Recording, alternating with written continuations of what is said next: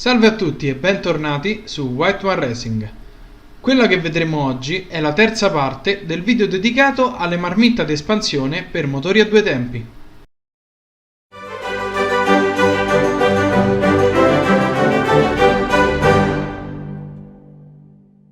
Prima di cominciare la visione di questo video, se ancora non l'avete fatto, vi raccomando di andare a cercare il primo e il secondo video dedicato sempre a questo argomento. Nel primo abbiamo visto come l'influenza, il dimensionamento dei vari componenti influenza a livello teorico il rendimento del motore, mentre nel secondo siamo scesi più sul pratico e su un virtuale banco prova abbiamo visto le differenze che può fare una marmitta più o meno lunga o più o meno grande.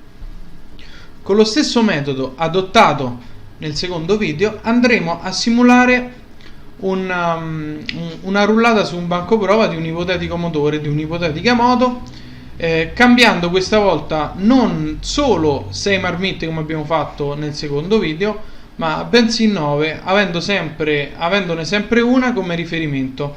Nello specifico allungheremo e accorceremo la lunghezza della pancia e cambieremo le proporzioni tra il divergente e il convergente, osservando poi conseguentemente quello che succede alla curva di rotazione del motore.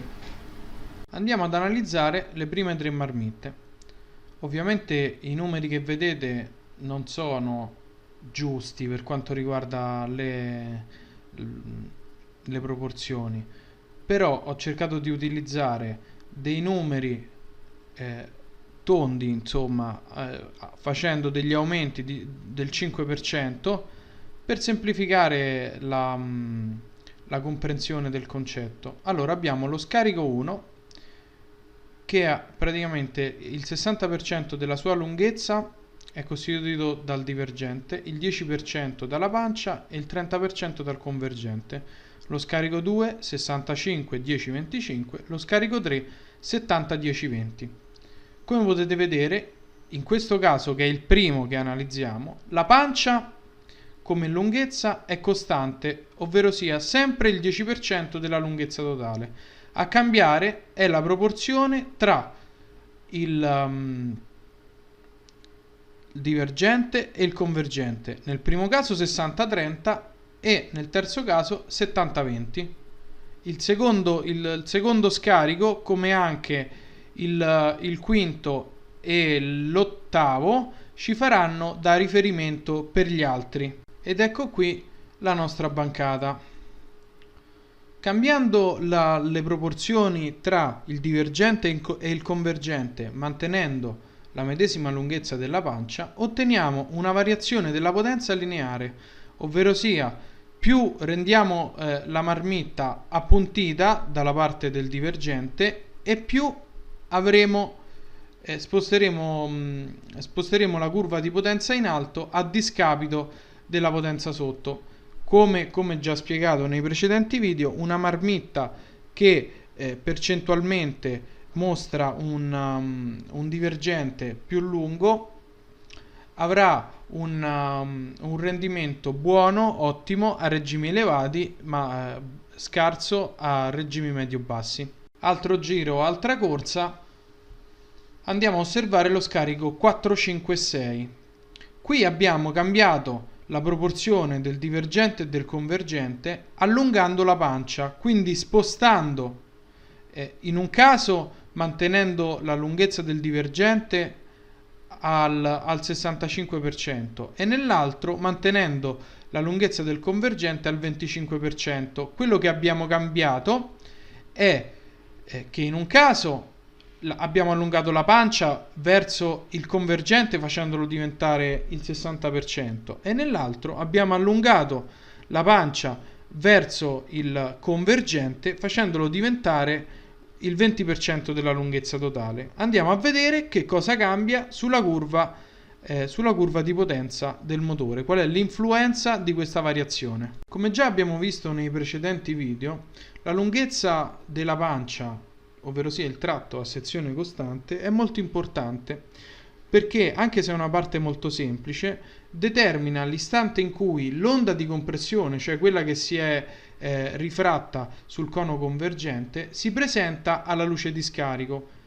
Più è lungo proporzionalmente questo tratto e più si faciliterà e migliorerà il funzionamento a regimi medio-bassi, quindi una pancia più lunga proporzionalmente parlando si sposerà meglio con una parte divergente più corta e una parte convergente un po' più lunga.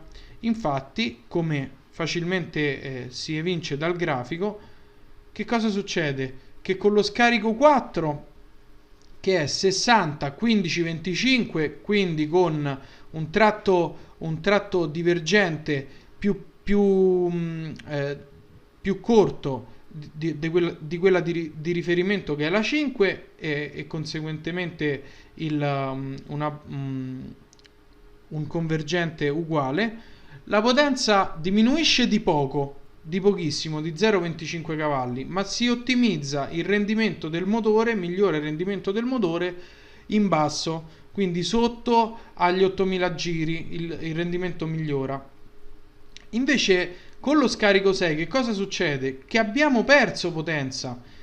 Infatti praticamente la proporzione si sballa completamente, perché noi abbiamo un tratto convergente più corto, che quindi enfatizzerebbe il funzionamento del motore a regimi elevati, però abbiamo una pancia lunga che fa in modo che l'onda di compressione si presenti alla luce di scarico troppo tardi, e quindi il funzionamento viene minato, il buon funzionamento del motore. E poi abbiamo l'ultimo caso, cioè lo scarico 7, 8 e 9. In questo caso lo scarico 7 e lo scarico 9 presentano una pancia più corta dello scarico 8, che è quello di riferimento, però è stata accorciata prima in un verso e poi in un altro, cambiando le proporzioni in 65-5-30 per lo scarico 7 e 70-5-20 per lo scarico 9. Come vedremo, la differenza di curva